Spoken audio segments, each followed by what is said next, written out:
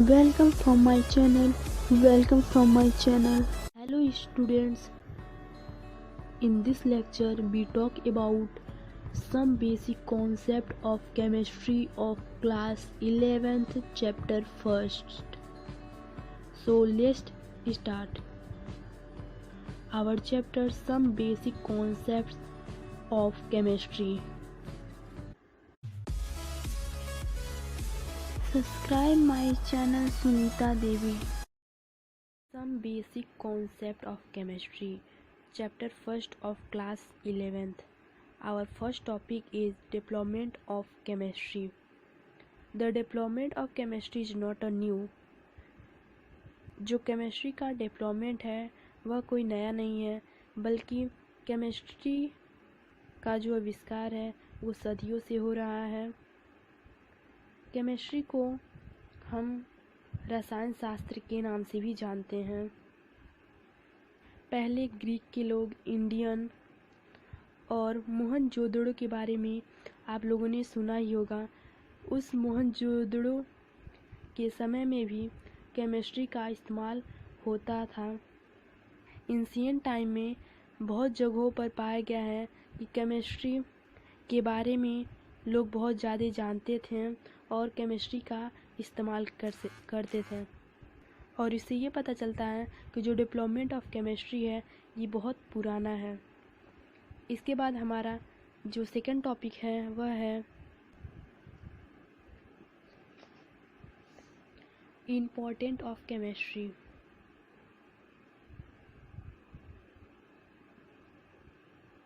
Important of chemistry.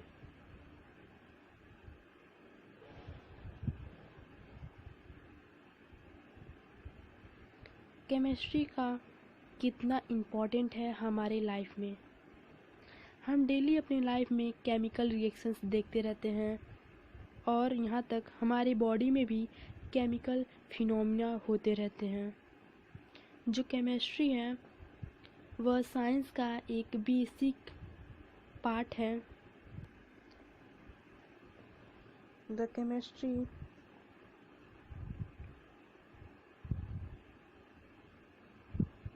is essential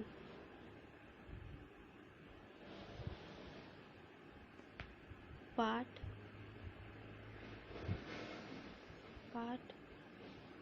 of science।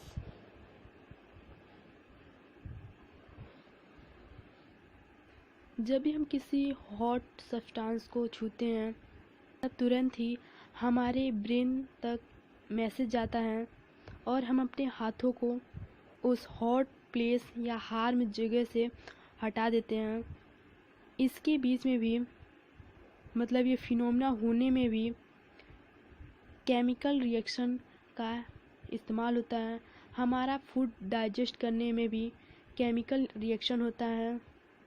हम जब दवा खाते हैं और दवा खाने के बाद हम रिलैक्स और हमें जो आराम मिलता है वो भी केमिकल रिएक्शन के बाद होता है। यानी जब हम दवा खा लेते हैं उसके बाद हमारे बॉडी में भी केमिकल रिएक्शन होता है और उस दवा का असर हमारे ऊपर होता है, जिसकी वजह से हम जिस भी बीमारी से सफ़र करते हैं उससे हम रिलैक्स हो जाते हैं। तो इससे हम कह सकते हैं कि chemistry is very important and this is a important of chemistry. हम केमिस्ट्री का इम्पोर्टेंट जो है वो अपने डेली लाइफ में भी बहुत जगहों पे देख सकते हैं, जैसे कि पानी का भाप बनना ETC। इसके बाद हमारा नेक्स्ट टॉपिक है नेचर ऑफ मैटर। उससे पहले हम बात करेंगे matter. What is matter? Anything or any substance which have mass and occupy space is known as matter। कोई भी सब्सटेंस जिसके पास मास है और वह ऑक्यूपाई करता है space is known as matter. For example this pen, this copy, your book etc। जो भी हमारे आसपास सब्सटेंस है, जो भी वस्तुएं हैं वो सारी मैटर हैं, क्योंकि वह स्पेस ऑक्यूपाई कर रही हैं, उनके पास मासेज हैं। That's why they are matter. उसके बाद हमारा नेक्स्ट टॉपिक है state of matter, states of matter. तो we know that there are 3 states of matter. There are 3 states of matter.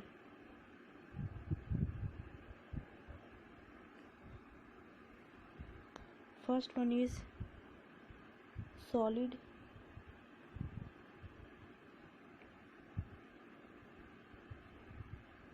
Solid उसे कहते हैं जिसके पास डिफिनिट शेप होता है और डिफिनिट वॉल्यूम होता है। A substance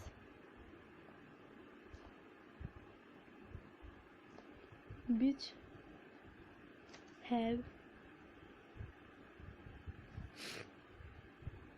definite volume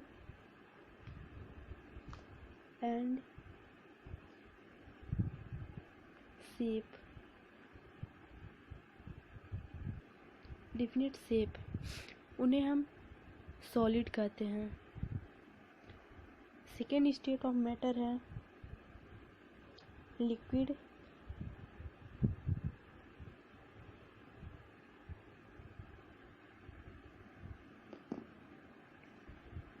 liquid ऐसे सब्सटेंस होते हैं जिनके पास डिफिनिट वॉल्यूम तो होता है लेकिन डिफिनिट शेप नहीं होता है।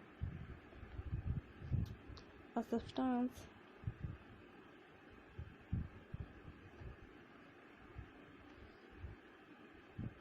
which have definite volume but do not have definite shape। For example water, water को हम जिस भी कंटेनर में रखते हैं वह उसी का शेप ले लेता है। उसके बाद हमारा थर्ड स्टेट ऑफ मैटर है गैस। गैस की ये प्रॉपर्टी होती है कि इसके पास ना ही डिफिनिट वॉल्यूम होता है ना ही डिफिनिट शेप होता है। It do not have definite volume or shape, जैसे कि एयर। ये 3 स्टेट ऑफ मैटर्स हैं। हम इन 3 स्टेट ऑफ मैटर को भी इंटरचेंज कर सकते हैं, लेकिन इन 3 स्टेट ऑफ मैटर को इंटरचेंज करने के लिए फॉर एग्जांपल हम सॉलिड को लिक्विड में कन्वर्ट कर सकते हैं और लिक्विड को गैस में कन्वर्ट कर सकते हैं। उसी तरह से हम गैस को लिक्विड में कन्वर्ट कर सकते हैं और लिक्विड को सॉलिड में कन्वर्ट कर सकते हैं। लेकिन इस कन्वर्जन के लिए हमें 2 चीज़ों की आवश्यकता होती है, वह है टेम्परेचर एंड प्रेशर। जब भी हम सॉलिड को लिक्विड में चेंज करते हैं या लिक्विड को गैस में चेंज करते हैं तो हमें टेम्परेचर और प्रेशर का ध्यान देना होता है, क्योंकि ये जो चेंजेज होते हैं ये टेम्परेचर और प्रेशर पर डिपेंड करते हैं।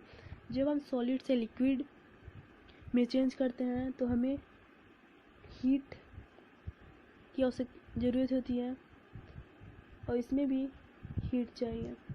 लेकिन जब हम गैस को लिक्विड में कन्वर्ट करते हैं तो हमें टेम्परेचर कूल होना चाहिए और लिक्विड को जब सॉलिड में कन्वर्ट करते हैं तभी टेम्परेचर कूल होना चाहिए। इसके बाद हमारा नेक्स्ट टॉपिक है classification of matters.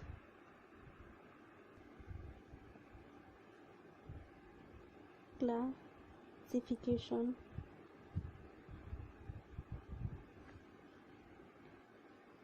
of matter. Classification of matter जो है ये दो ग्रुप में किया गया है। पहला है मिक्सचर और दूसरा है प्योर सब्सटेंस।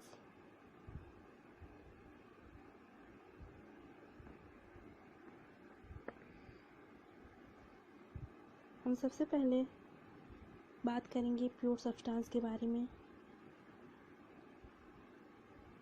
उसके बाद हम देखेंगे मिक्सचर के। When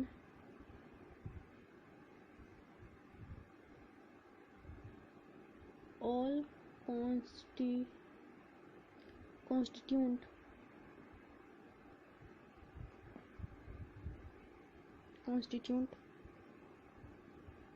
particles of a substance